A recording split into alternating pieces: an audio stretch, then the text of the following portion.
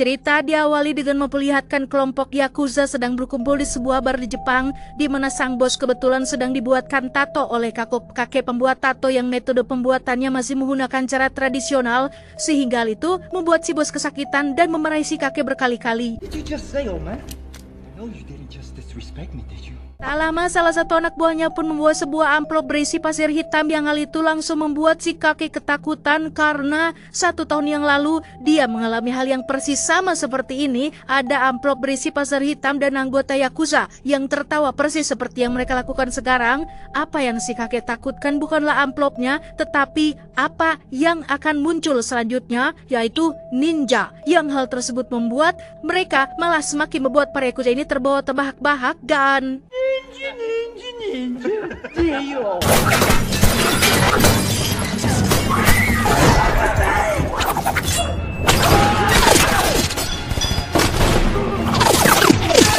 ya, semua yang dikatakan si kakek pun menjadi kenyataan ketika sosok ninja yang berusaha menjadi kegelapan dengan begitu sadis membantai semua anggota Yakuza termasuk si bos. Sehingga di saat bersamaan si kakek merasa sangat kagum sekaligus takut karena mitos tentang keberadaan ninja kecuali Naruto adalah nyata dan bukan hanya dongeng semata.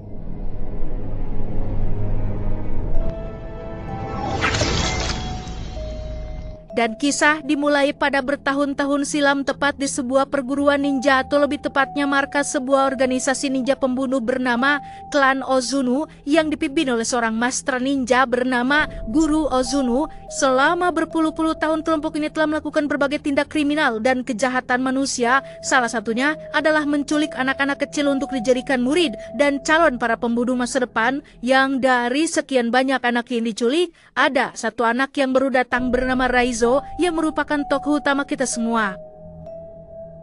Saat makan malam sedang berlangsung, Master pun menunjukkan salah satu kelebihan dari hasil latihan di klan ini, yaitu teknik menyembuhkan diri atau semacam healing factory yang dapat membuat pegundanya bisa memulihkan luka dalam waktu yang sangat singkat. Cara mendidik Master sangat-sangatlah kejam dan tidak berperasaan, terutama kepada Raizo yang mendapat perhatian khusus dibandingkan murid yang lain. Entah apa alasannya, tetapi yang dimaksud dengan perhatian lebih di sini bukanlah sesuatu yang menyenangkan, karena siksaan dan hukuman yang didapatkan Raizo jauh lebih keras dan jauh lebih menyakitkan dibanding dengan anak-anak yang lain. Sebagai contoh, Raizo mendapat pelatihan khusus untuk bisa berjalan di atas lantai tanpa menghasilkan suara raketan atau harus bisa bergerak dalam kesenyapan dan kesunyian. Yang karena Raizo masih kecil dan belum bisa mengendalikan tubuhnya, ia pun berkali-kali melakukan kesalahan hingga sang guru harus memukul telapak kakinya sampai berdarah-darah. Dari sekian banyak murid, ada satu gadis kecil bernama Kiriko yang nampak perhatian dengan Raizo yang sedang menahan rasa sakitnya. Dia mengobati luka Raizo supaya rasa sakitnya berkurang, sehingga momen tersebut menjadi momen penting awal kedekatan di antara keduanya. Beberapa tahun kemudian, kini Raizo dan anak-anak lain sudah beranjak remaja, di mana saat ini Raizo sedang melakukan duel dengan satu murid polontong bernama Takeshi yang nampak berambisi untuk mengalahkannya sekaligus ingin cari perhatian dari gurunya. Yang ketika Raizo dicurangi hingga terluka di bagian kepala, sang guru bukannya memotivasi atau mengusap lukanya, tapi justru menambah rasa sakit dengan cara menunjukkan teknik memelintir ulu hati supaya Raizo bisa mengendalikan rasa sakitnya sendiri.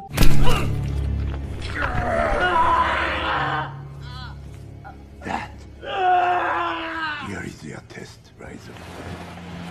Very good, Raizo. Tahun berikutnya, Raizo kembali menjadi satu-satunya murid yang mendapat pelatihan khusus, yaitu mempertajam panca indera dengan cara menutup matanya selama 1 tahun penuh, sehingga dari sekian banyak murid, hanya Raizo lah yang berhasil mencapai tingkatan tertentu dalam dunia ninja, yang hal itu dibuktikan ketika dia berhasil mengalahkan si Takeshi dengan mata tertutup. Giliran Kiriko yang bertarung, dia dapat dengan mudah mengalahkan lawannya. Namun sang guru punya perintah lain yang cukup berat yang mengharuskan Kiriko melukai lawannya dengan sangat parah. Yang karena Kiriko menolak perintahnya, maka dia mendapat sanksi langsung dari sang guru berupa satu tebasan yang melukai wajahnya. Tak hanya itu, Kiriko mendapat sanksi lain berupa kurungan selama 1 bulan, di mana Raizo yang merasa hutang budi pun berinisiatif membantunya bertahan hidup dengan cara memberikannya air minum melalui sebuah sedotan kecil. Beberapa waktu berlalu, Kiriko yang sudah tidak tahan pun nekat kabur sendirian, di mana Raizo yang memergoki hal itu pun sempat melarangnya. Karena jika dia melakukannya maka hukumannya akan sangat-sangat berat, yaitu kematian. Namun Kiriko tetap yakin dengan keputusannya karena setiap manusia berhak mendapatkan kehidupan dan punya hak untuk menunjukkan atau menentukan jalan ninjanya masing-masing.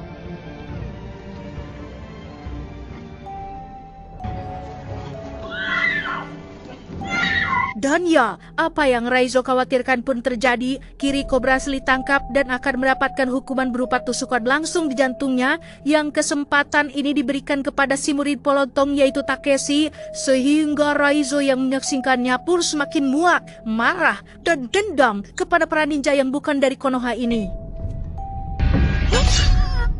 7 tahun berlalu, kini Raizo sudah dewasa dan untuk pertama kalinya, Raizo mendapat kesempatan untuk melakukan debut pertamanya, yakni sebuah pekerjaan untuk membunuh target yang ciri-cirinya memakai jam tangan emas, yang tanpa rasa ragu sedikit pun, Raizo langsung turun ke lapangan untuk melakukannya. Sukses menuntaskan pekerjaan pertamanya, Raizo diminta untuk melakukan satu tugas lagi untuk membuktikan bahwa dia adalah seorang Ozuno sejati, yaitu membunuh seorang murid wanita yang mencoba kabur persis seperti yang pernah dilakukan Kiriko, sehingga ketika kenangan pahit itu tersuat lagi, maka amarah dalam diri Raizo pun seketika muncul dan...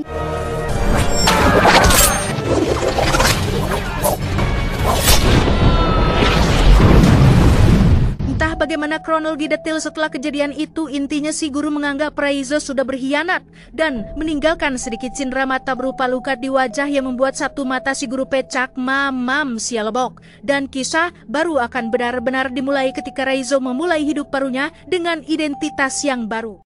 Beralih ke Berlin, kita akan diperkenalkan pada seorang agen Europol bernama Mika, tidak pakai tembayong, yang sedang memberikan laporan tentang penemuan aliran dana pemerintah yang dipercaya digunakan untuk membiayai sebuah organisasi pembunuh asal Asia yang tiada lain adalah klan Ozuno, di mana Ryan, rekannya yang selalu husnuzon kepada pemerintah pun kurang percaya dengan informasi tersebut karena sangat mustahil pemerintah memakai dana rakyat untuk sesuatu yang tidak penting, seperti contohnya anggaran biaya tirai gorden 48,7 miliar atau sesuatu yang bersifat kepentingan pribadi atau masuk ke dalam kantong sendiri. Tidak mungkin para pejabat melakukannya. Hal itu sangat mustahil untuk terjadi. 2 hari kemudian, Ryan nyatanya peduli dengan penyelidikan Mia dan bahkan sudah mendapatkan beberapa informasi mengenai kasus ini, di mana 2 tahun yang lalu juga ada seorang agen intelijen asal Rusia yang sudah lebih dulu menyelidiki kasus ini, bahwa memang benar beberapa oknum pemerintahan dari beberapa negara diketahui sering memakai jasa dari klan Ozuno untuk menyelesaikan suatu permasalahan seperti menghabisi saingan politik, melukai pejabat jujur dengan cara disiram air keras di waktu subuh, dan lain-lain, sehingga apabila Mia ingin melanjutkan penyelidikan ini, dia bisa pergi ke Rusia untuk menemui istri dari si agen yang tewas 2 tahun yang lalu. Tanpa buang waktu, Mika langsung menemui istri dari mendiang si agen, di mana sang istri menjelaskan bahwa 1 tahun setelah suaminya melakukan penyelidikan terhadap kasus ini, ia menjadi seseorang yang borangan alias parnoan. Saking parnonya, dia sampai memasang banyak sekali lampu sorot dan kamera CCTV seolah takut dengan sesuatu yang ada di balik kegelapan. Dan benar saja, pada malam kematiannya, semua lampu tiba-tiba padam, namun kamera CCTV masih aktif dan berhasil merekam sedikit dari apa yang terjadi pada malam itu. Saat Mika periksa, ternyata ada wajah Raizo yang sedang bertarung dengan sesuatu yang tidak tertangkap kamera, entah dia pelakunya atau sedang bertarung dengan si pelaku. Namun Mika percaya bahwa Raizo adalah kunci untuk mengungkap kasus ini. Kembali ke Raizo dengan kehidupan barunya di kota, dia kebetulan sedang berada di tempat cuci pakaian tepat saat ada seorang wanita Jepang meminta pertolongannya. Yang berkat latihan selama bertahun-tahun, Raizo memiliki insting yang sangat-sangat tajam hingga dapat menyadari jika wanita yang ada di depannya saat ini adalah seorang ninja yang diutus untuk membunuhnya, sehingga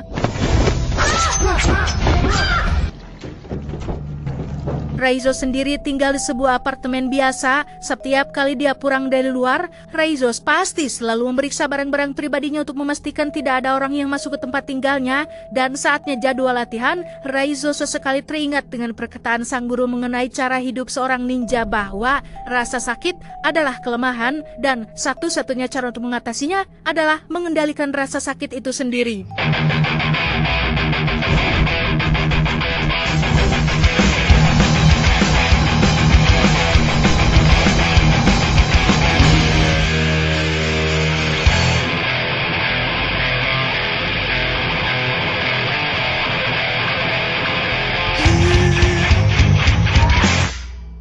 Meski Raizo sangat membenci gurunya, tetapi semua pengetahuan, ilmu, pelajaran, dan didikan sang guru tak pernah ia lupakan sedikit pun. Hal itulah yang membuatnya masih hidup sampai sekarang meski pada insiden terakhir dirinya mengalami luka yang sangat parah. Tetapi karena Raizo sudah mencapai level bisa mengendalikan rasa sakit, ia dapat melakukan beberapa hal luar biasa. Salah satunya adalah debus seperti yang sering ditampilkan oleh Master Limbad. Tak hanya itu, Raizo memiliki senjata favorit yang disebut dengan kusarigama atau sejenis senjata yang terdiri dari rantai dan pisau tajam kecil. Akan sangat bahaya sekali apabila digunakan oleh orang yang tidak profesional, tetapi di tangan para sepuh, suhu, senior, spesialis, dan ahlinya, kusarigama adalah senjata yang sangat mematikan.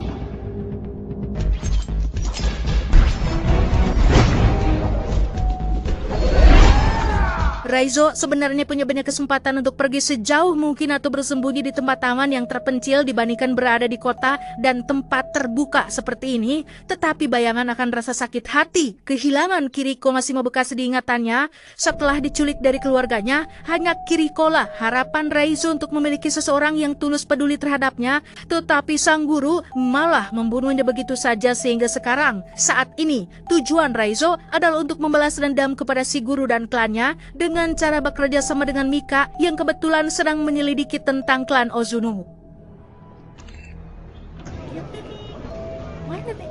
Kembali ke Mika yang sedang berada di kantornya, dia kedatangan seorang utusan dari pemerintahan yang dirupanya atau nampaknya mulai mencurigai tentang penyelidikan yang dilakukannya, sehingga Mika segera menemui Ryan untuk memberitahunya bahwa kecurigaan mereka berdua selama ini kemungkinan adalah benar, karena tidak mungkin pemerintah sampai mengutus seseorang untuk menemuinya hanya untuk memastikan penyelidikan ini, sehingga Ryan yang mulai khawatir dengan keselamatan Mika pun menyuruhnya untuk segera tinggalkan kota ini dan pergi cari tempat aman untuk sementara waktu. Tiba di komplek rumahnya, Mika diberitahu tetangga tentang pemadaman listrik yang terjadi secara tiba-tiba sehingga Mika menjadi sangat khawatir karena dari hasil penyelidikannya, ciri-ciri awal kemunculan para ninja pembunuh pasti selalu ditandai dengan lumpuhnya pencahayaan yang ketika sudah masuk ke dalam kamar, alangkah terkejutnya Mika saat menemukan sebuah amplop berisi pasir hitam dan tiba-tiba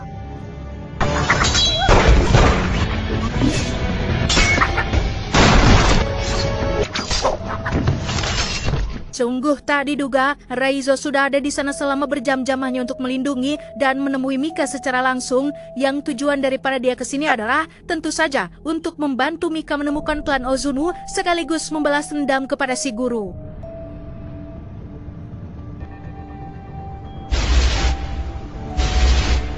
Mereka berdua pun berhenti di swalaya untuk berubah penampilan demi untuk mengurangi resiko ketahuan, di mana Mika yang belegu pun malah menghubungi Ryan untuk memberitahunya bahwa saat ini dia bersama dengan Raizo, sehingga Ryan segera memberikan lokasi tempat untuk mereka bisa bertemu.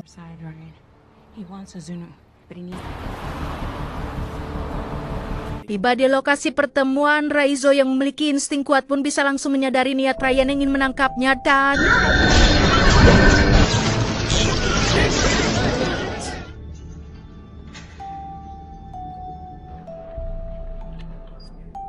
Ryan ternyata punya agenda tersendiri dan metode tersendiri untuk menggali informasi mengenai klan Ozuno, yaitu dengan menangkap dan menginterogasi Raizo dengan cara yang akan sedikit memaksa, berlokasi di sebuah gedung kosong dengan tangan dan kaki yang terikat lengkap dengan lampu sorot agar Raizo tidak bisa kabur di kegelapan. Ryan yakin jika caranya akan lebih efektif untuk menyelesaikan kasus ini. Kasihan melihat Raizo, Mika pun menemuinya untuk sekedar memberi air minum yang di situ Raizo memperingatkan mengingatkan Mia bahwa lokasi mereka berada saat ini terlalu terbuka dan terlalu mudah untuk dilacak oleh para ninja, sehingga Mika dengan cepat menemui Ryan untuk memperingatkannya bahwa saat ini mereka semua sedang dalam bahaya. Tetapi Ryan yang percaya diri dengan pasukan taktisnya pun tidak mengindahkan peringatan tersebut sampai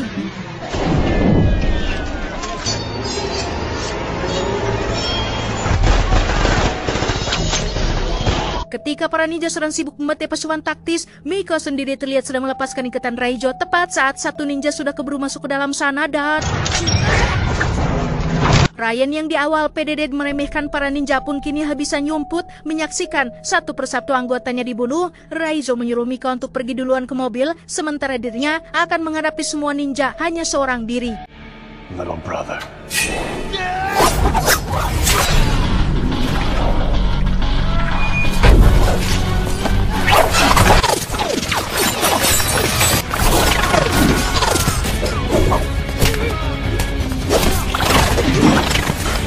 Mika sendiri terlihat sudah berada di mobil menunggu kemunculan Raizo yang ketika dia sedang harap-harap cemas, tiba-tiba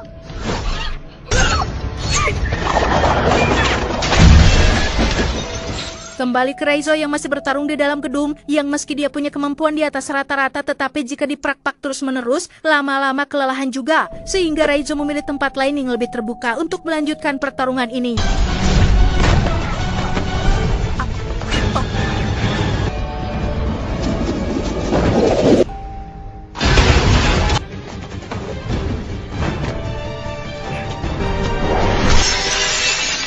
Jika sebelumnya mereka terbiasa bertarung di dalam ruangan yang penuh dengan sudut-sudut gelap, sekarang para ninja pembunuh ini harus membiasakan diri bertarung di tengah jalan, yang karena Raizo sudah terlalu kelelahan, akhirnya dia pun kecolongan saat perutnya terkena tebasan pedang yang ketika Takeshi akan mengakhirinya, tiba-tiba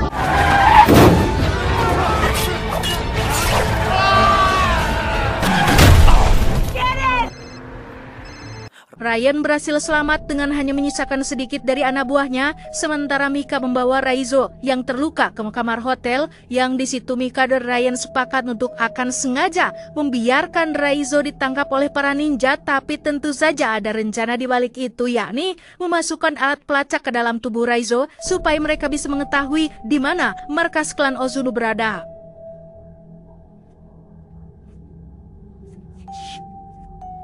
Raizo dibawa dalam sebuah peti besi untuk diserahkan kepada si guru, yang dalam sepanjang perjalanan menuju ke sana, Raizo memilih untuk bersikap tenang dan tidak panik. Justru dia malah teringat dengan ajaran sang guru mengenai teknik menyembuhkan diri menggunakan jurus segel tangan yang berfungsi untuk mengubah cakra menjadi obat efektif, yang saking efektifnya luka pada perut Raizo bisa rapat sendiri tanpa bantuan obat merah atau betadin. Tiba di markas, Raizo langsung menghadap sang guru yang kini sudah pecak. Beliau teramat sangat kecewa terhadap tindakan Raizo yang memilih untuk berkhianat. Padahal dulu, waktu pertama datang ke tempat ini, si guru melihat potensi besar pada diri Raizo dan ada sedikit harapan tentang Raizo yang akan menjadi penerusnya menggantikan kepemimpinan klan Ozuno di tempat ini. Tetapi pada kenyataannya takdir berkata lain, sehingga sekarang Raizo harus mendapatkan hukuman mati atas pengkhianatan yang telah dilakukannya. Tepat disaksikan oleh Takeshi dan para murid, si guru tidak langsung membunuh Raizo tetapi ingin puas menyiksanya terlebih dahulu menggunakan jurus yang sama, yaitu jurus pelintir ulu hati, yang ketika Raizo batuk darah, keluarlah alat pelacak kecil dari dalam mulutnya, yang tepat saat Takeshi menyadarinya, tiba-tiba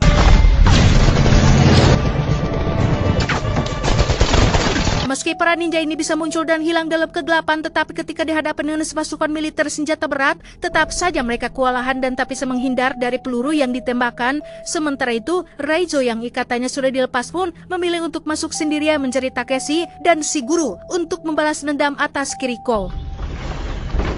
Dengan modal dua bilah pedang di tangan, Raizo harus menghadapi Takeshi dan empat anak buahnya, yang momen ini benar-benar beradrenalin karena pertarungan dilakukan dalam jarak dekat dengan senjata yang berseliweran di mana-mana.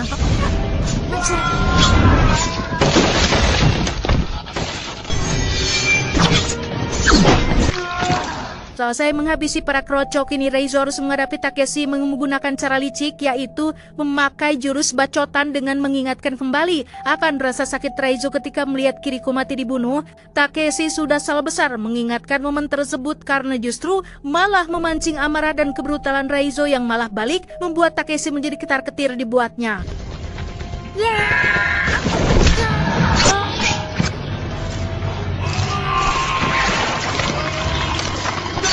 Selesai menghabisi Takeshi, saatnya Reizo menghadapi sang gegedugnya alias si guru yang di sini beliau menggunakan teknik rahasia yang belum sempat diajarkan, yaitu jurus ilusi bayangan yang membuatnya mampu hilang dan muncul dengan sangat cepat.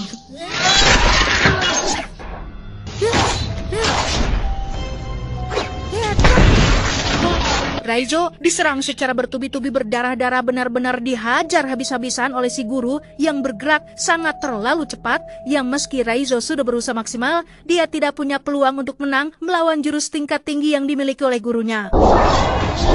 Tepat saat Reizo akan dibunuh, muncullah Mika yang berhasil menyelamatkannya, namun sungguh sangat disayangkan, si guru tiba-tiba muncul dari belakang dan menusuk dada kiri Mika yang membuatnya langsung terjatuh dan...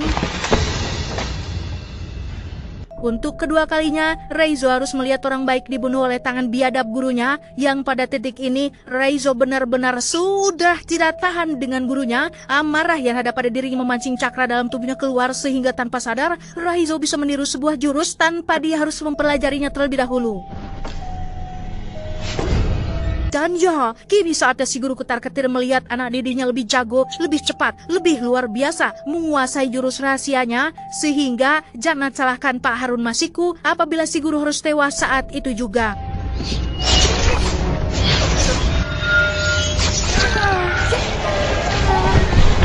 Di luar dugaan, Mika ternyata masih hidup berkat cacat lahir yang dialaminya, yakni posisi jantungnya yang berada di sebelah kanan. Setelah semua selesai, kini sudah waktunya Reizo pensiun dari dunia ninja dan saatnya masuk ke dunia K-pop untuk membintangi beberapa serial drama Korea demi menghibur para K-popers yang ada di dunia. Hingga sarangi doji yang kipios nomanin jodan